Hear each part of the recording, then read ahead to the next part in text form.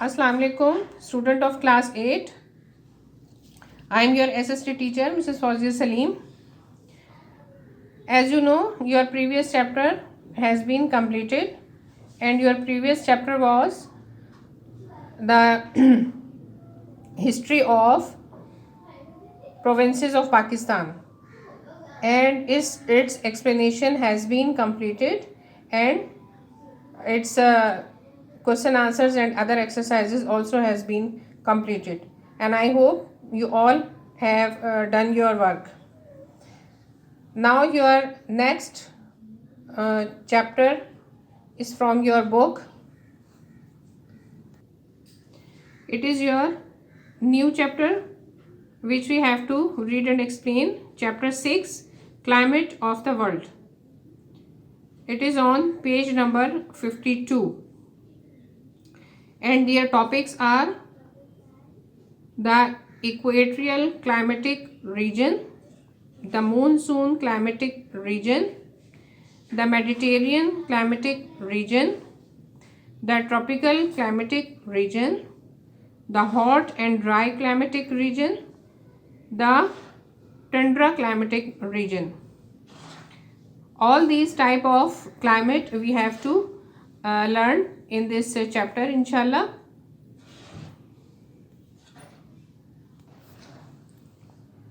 Okay, now I am starting the new chapter, climate of the world, chapter 6.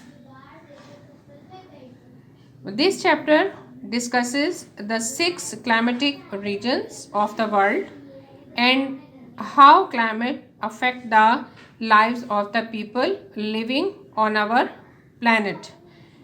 इस chapter में क्या discuss किया जाएगा? इस चैप्टर में ये डिस्कस किया जाएगा कि क्लाइमेट जो है 6, सबसे पहले तो आपको ये बता रहे हैं कि 6 क्लाइमेटिक रीजन्स हैं. Climate according to the climate regions को 6 उसमें वर्ल्ड को 6 रीजन्स में डिवाइड किया गया है. ठीक है, और उसमें पूरी दुनिया को जो है 6 क्लाइमेटिक रीजन्स में डिवाइड किया गया है, जिनके नाम मैंने आपको शुरू में इसके चैप्टर की स्टार्टिंग में बताए हैं, जो आपके चैप्टर के स्टार्ट में गिवन है. और सेकंड चीज़ आपको बताएंगे कि इफ़ेक्ट्स क्या होते हैं आपकी जो इस प्लैनेट पे. प्लैनेट मीन्स ज़मीन आपको पता है कि एक प्लैनेट है, एक सैयारा है जिस पे हम रहते हैं. तो उस पे रहने वाले लोगों पर इन क्लाइमेट्स के क्या इफ़ेक्ट्स होते हैं, ये बेसिक जो है वो टॉपिक है इस चैप्टर का. कि 6 क्लाइमेटिक रीजन्स क्या होते हैं उनकी डिटेल आप पढ़ेंगे, और इन क्लाइमेटिक रीजन्स के इफ़ेक्ट्स जो हैं वो इसमें रहने वाले लोगों पर क्या होते हैं. First of all I am reading first chapter. You know that climate includes temperature, average rainfall, humidity and wind pressure in a region over a long period of time.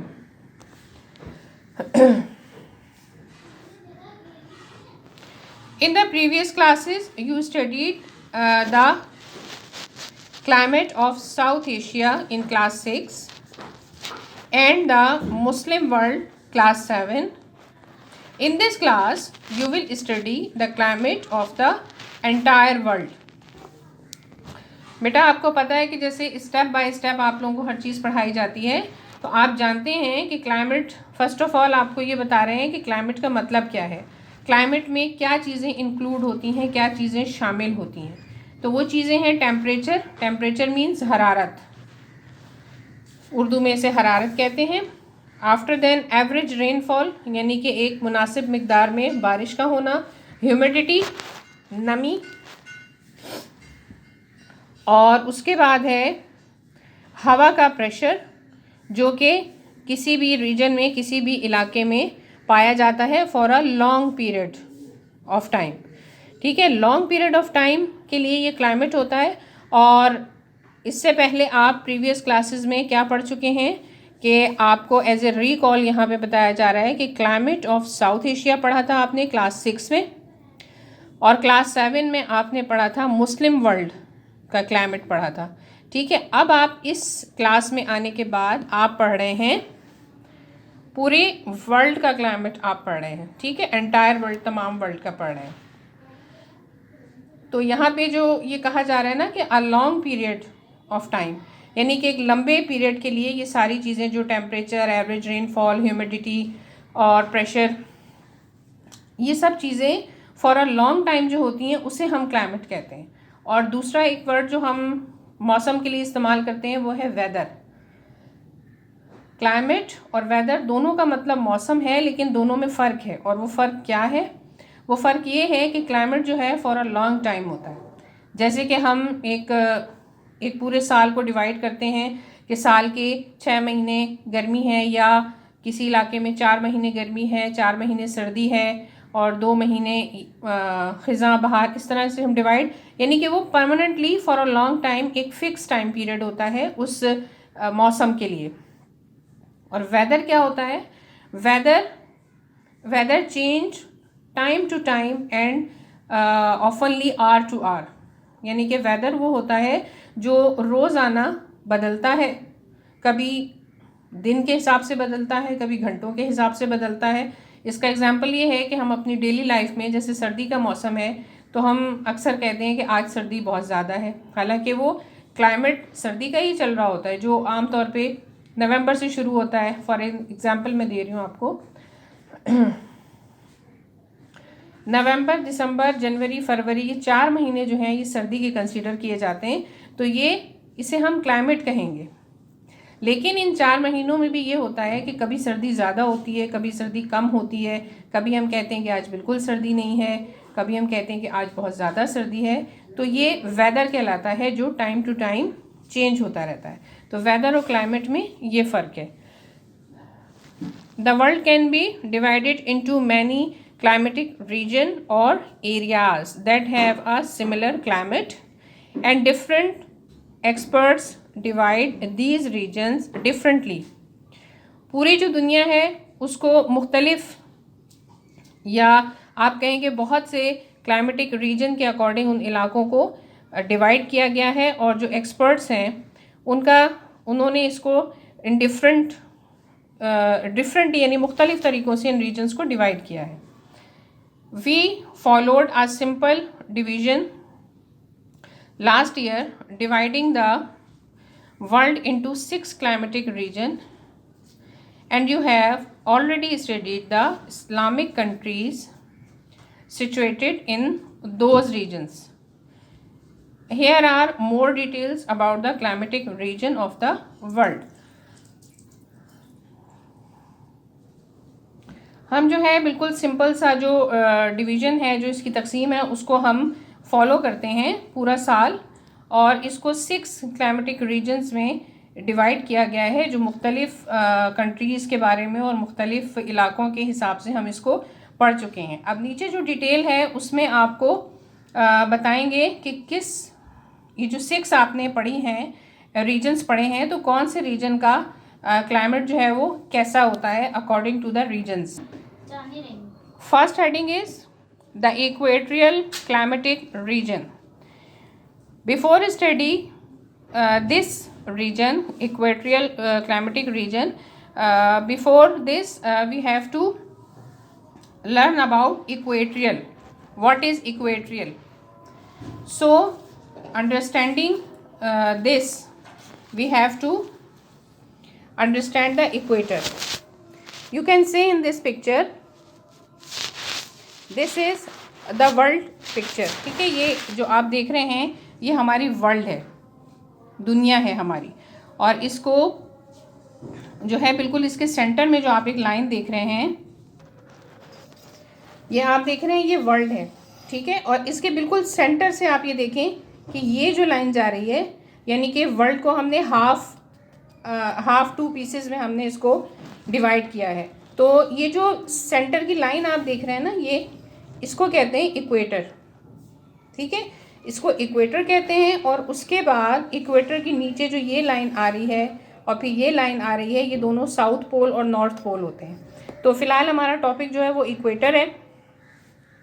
अब इक्वेटर के करीब जो सबसे पहली बात तो ये है कि अब इसके सामने देखिए सन है, तो सन से आप देख रहे हैं कि इक्वेटर की तरफ जो है वो सन रेज डायरेक्ट आती हैं, सूरज की जो किरणें हैं वो डायरेक्ट यहाँ इक्वेटर के ऊपर आती हैं, जिसकी वजह से यहाँ पे तपिश ज़्यादा होती है और यहाँ पे जितने रीजन्स होते हैं, जितनी कंट्रीज़ होती हैं, वहाँ पे गर्मी बहुत ज़्यादा होती है। उसके बाद यहाँ पे आप देखें इक्वेटर से थोड़ा ऊपर जो रीजन्स हैं, इनमें सन रेज जो है वो थोड़ी सी आड़ी हो जाती है, यानी कि वो थोड़ी सी यूं करके जा रही होती हैं, तो वहाँ पे गर्मी कंपैरेटिवली कम हो जाती है। अब उसके बाद जो ये रेज ऊपर जा रही हैं, नॉर्थ पोल और साउथ पोल में जा रही हैं, वो बिल्कुल इनसे फासला दूर हो जाता है, वो बहुत ऊंचाई पे होती हैं और डायरेक्ट यहाँ पे सन रेज नहीं जाती हैं, इसलिए यहाँ पे पूरा इलाका जो है वो बर्फ़ से कवर होता है और यहाँ पे बहुत ज़्यादा सर्दी होती है। तो इक्वेट्रियल रीजन कौन से कहलाएंगे? ये जो इक्वेटर है, इस इक्वेटर लाइन के करीब जो रीजन्स होते हैं, जो कंट्रीज़ होती हैं, वो सारी जो हैं वो इक्वेट्रियल रीजन्स कहलाते हैं। ठीक है,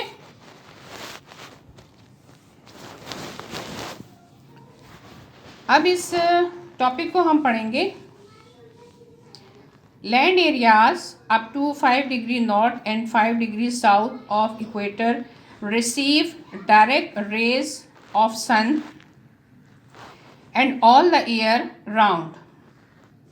अब ये देखें, वही बात आपको बता रहे हैं कि इक्वेटर की जो लाइन होती है, जो लैंड एरिया होता है, ज़मीन जो होती है, उससे 5 डिग्री नॉर्थ की तरफ और 5 डिग्री साउथ की तरफ जो है वो इक्वेटर जो है वो सूरज की रोशनी को डायरेक्ट उसके ऊपर किरणें, सूरज की जो रेज हैं वो पड़ती हैं। तो they also receive rainfall after 3 PM almost daily. This means that there are no monsoon since it's always summer in the day and winter at night। यानी कि यहाँ दोपहर 3 बजे के बाद ऑलमोस्ट रोज़ाना बारिश होती है और इस बात का मतलब ये है कि यहाँ कोई मानसून का मौसम नहीं होता, बल्कि हर वक्त जो है यहाँ दिन के टाइम गर्मी और रात के टाइम ठंड होती है। ठीक है, वरना तो आमतौर पे ये होता है ना कि बारिशों का मौसम जब आता है, जिसको मानसून कहते हैं, उसी में बारिशें होती हैं, लेकिन इक्वेट्रियल जो रीजन है वहाँ पे वहाँ का क्लाइमेट आपको बता रहे हैं कि क्या होता है। The areas having this type of climate are included in the equatorial climatic region. It must be remembered that some areas that lie close to the equator also have different climate। अब यहाँ आपको बता रहे हैं कि ये इन areas में जो है इसी टाइप का क्लाइमेट होता है, जो कि इक्वेट्रियल क्लाइमेट रीजन में शामिल होते हैं। और ये भी ज़रूर याद रखना चाहिए कि कुछ इलाके ऐसे हैं जो इक्वेटर के करीब होते हैं, तो वहाँ का जो क्लाइमेट है वो डिफरेंट होता है।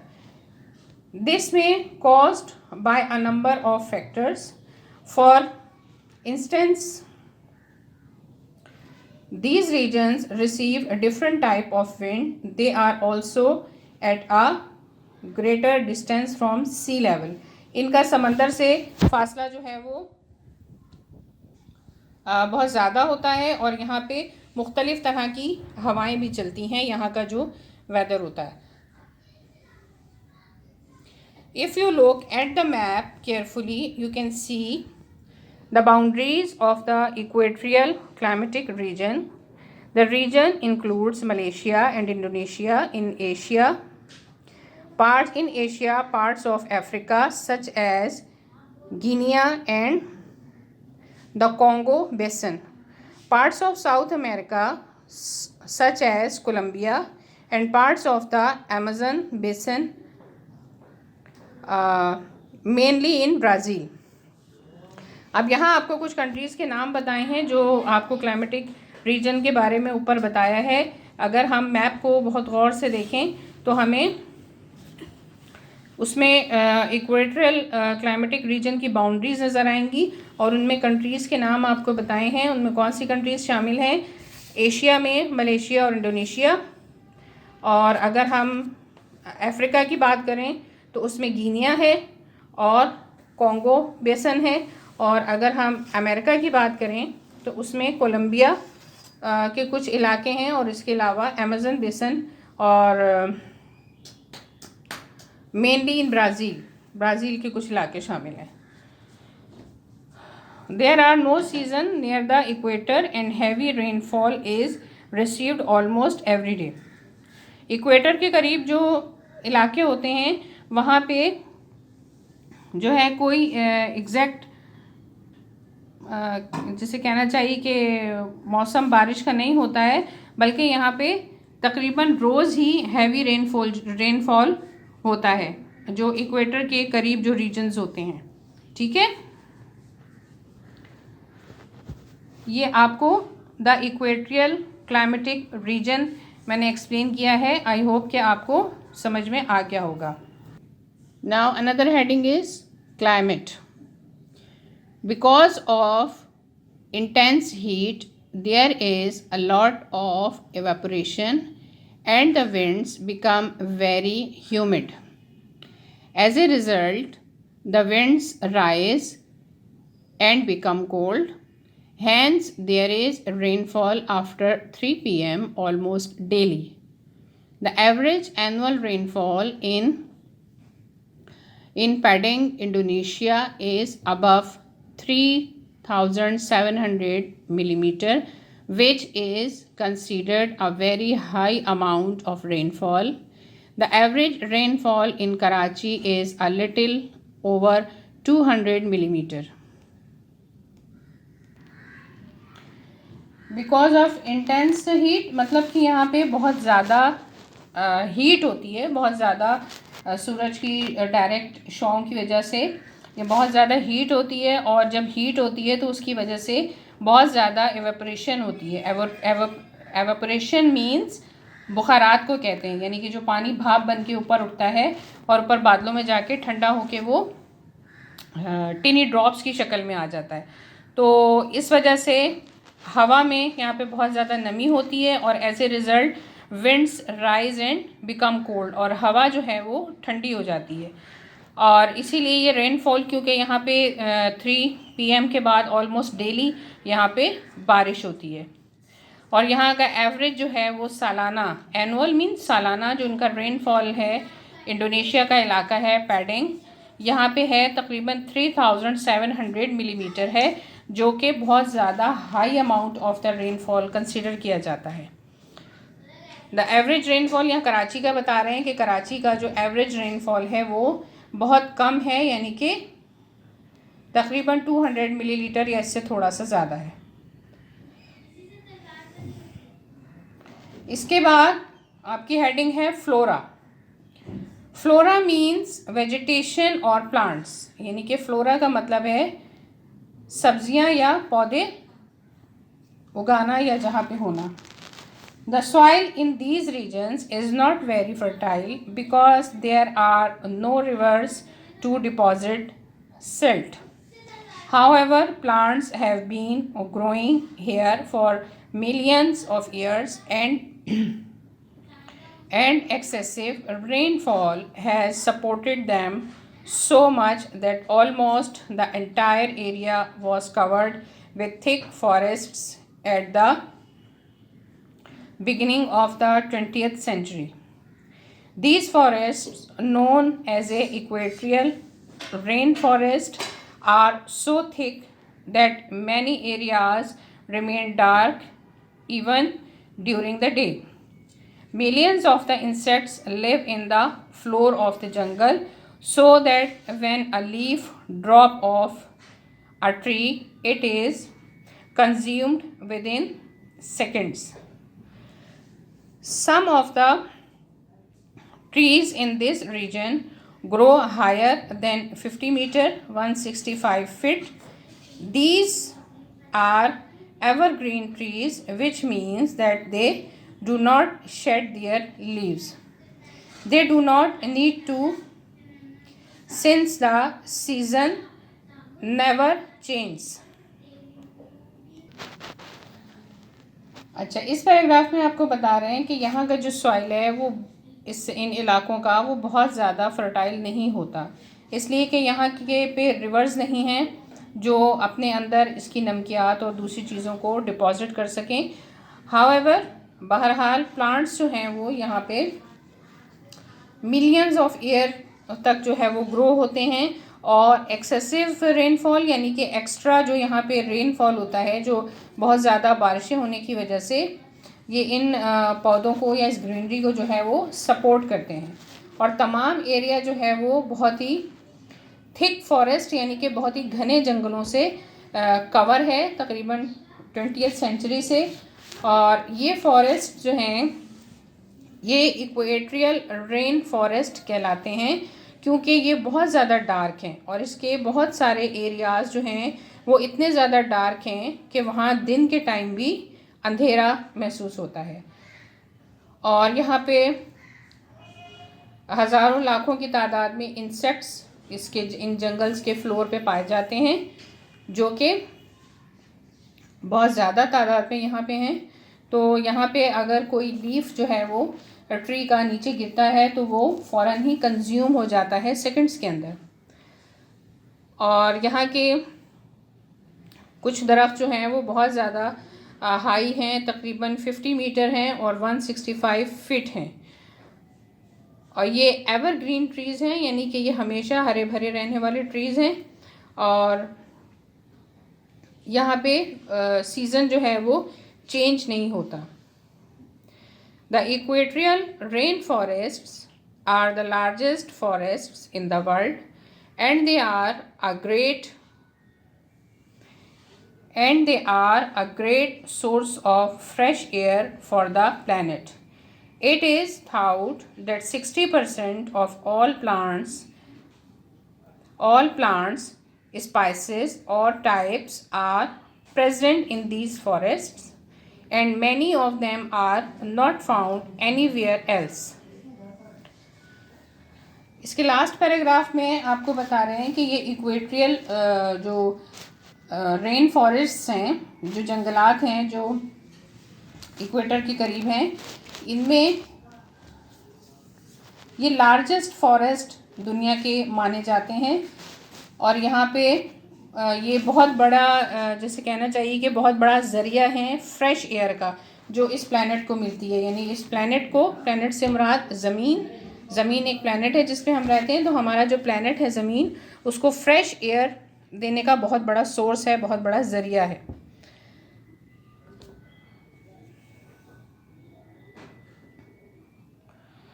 और इसके अलावा इसमें आपको बता रहे हैं कि 60% जितने भी तमाम पौधे, उनकी किस्में, उनके टाइप्स हैं, उसका 60% जो है वो इन जंगलों में पाया जाता है। जो कि और कुछ ऐसे हैं, बहुत से यानी कि ऐसे भी प्लांट्स हैं, ट्रीज़ हैं जो इन फॉरेस्ट यानी कि इन जंगलात के अलावा कहीं और नहीं पाए जाते। Now our next heading is fauna. Fauna means animal life, जानवरों की जो ज़िंदगी होती है उसे कहा जाता है। ठीक है। Over 30 million different species of insects are found in the equatorial rain forest. यानी कि ये कह रहे हैं कि 30 मिलियन से ज़्यादा मुख्तलिफ़ किस्म के इंसेक्ट्स, कीड़े मकोड़े इक्वेटोरियल रेन फॉरेस्ट में, इन जंगलात में पाए जाते हैं। Almost 90% all species of primate animals such as monkey, gorillas and chimpanzee are also found here. यानी बहुत सारे, यानी 90% जो किस्म है जो बंदरों की होती है, ये देख रहे हैं आप, इसमें बंदरों की बहुत सारी किस्में होती हैं, जिसमें मंकी होते हैं, गोरिल्लास जो बहुत बड़े बड़े होते हैं, और चिंपैंजी जिनकी लंबी दुम होती है और वो दरख्तों पे लंबी लंबी छलांगे लगा रहे होते हैं। तो इनकी 90% इनकी जो टाइप है, इनकी जो किस्में हैं, वो इन जंगलों में पाई जाती हैं। इन एडिशन, अगर मज़ीद इसमें इजाफा किया जाए तो to a great variety of other animals, इसके अलावा बहुत बड़ी तादाद जो है वो दूसरे जानवरों की भी इसमें शामिल है जो इन जंगलों में पाए जाते हैं। उनके नाम क्या हैं? Elephants, hippopotamuses, crocodiles and serpents.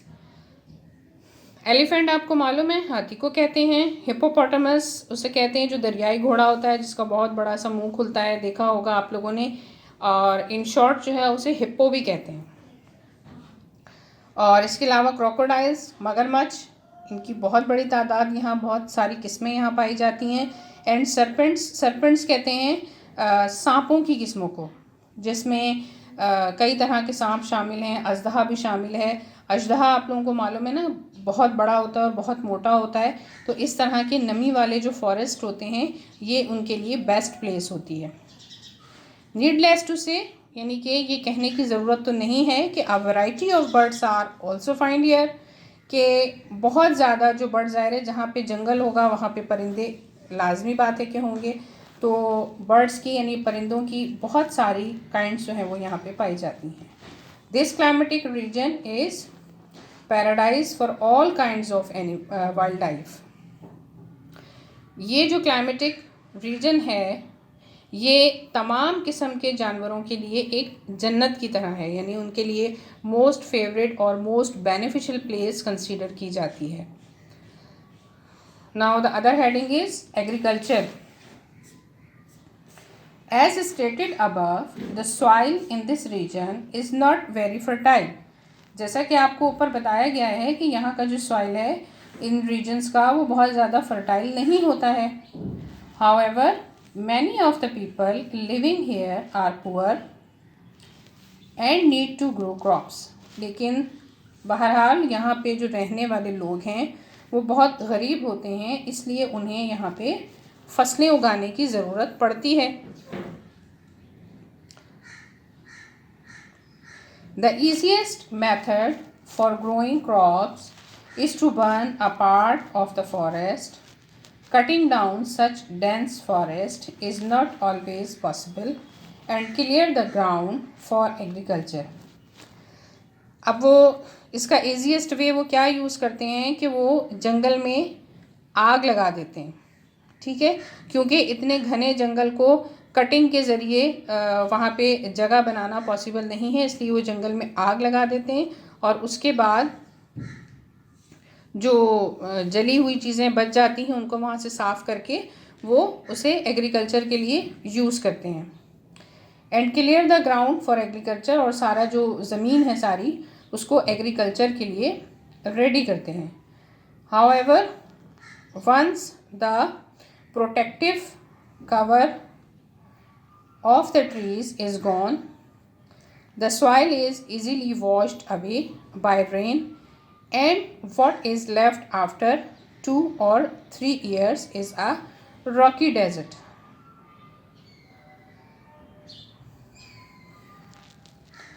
अब इसमें क्या होता है कि ये लोग उसको बंद कर देते हैं, यानी कि उसको जला देते हैं, और जलाने के बाद जब बारिश होती है, जैसा कि आप लोगों को बताया कि यहाँ पे बारिश बहुत ज़्यादा होती है, तो जब बारिश होती है तो वो सारा जो कुछ जंगल उन्होंने जलाया होता है वो सारा बारिश से साफ़ हो जाता है और उन्हें एक क्लीन स्पेस मिल जाती है वेजिटेशन के लिए या क्रॉप्स को ग्रो करने के लिए।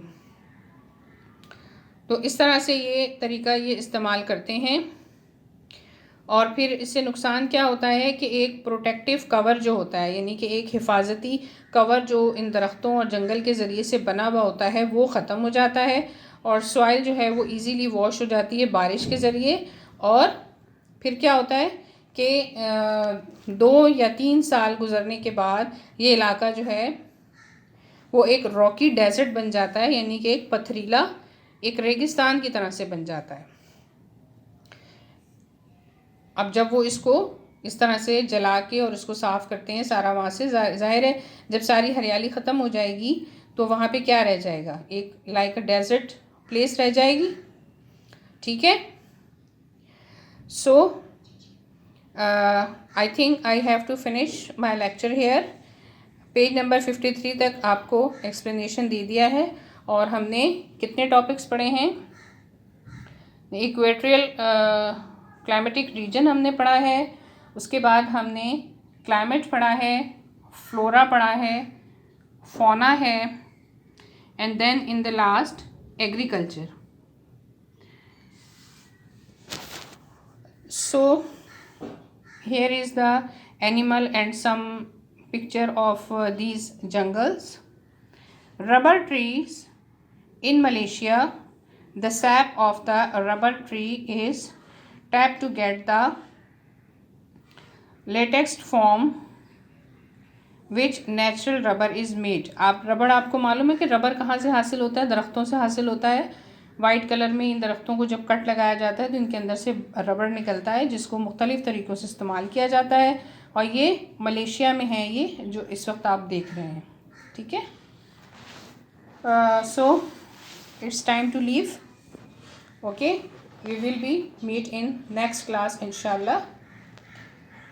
And if there any query about my lecture, you can ask me in group. Okay, till then, Allah Hafiz.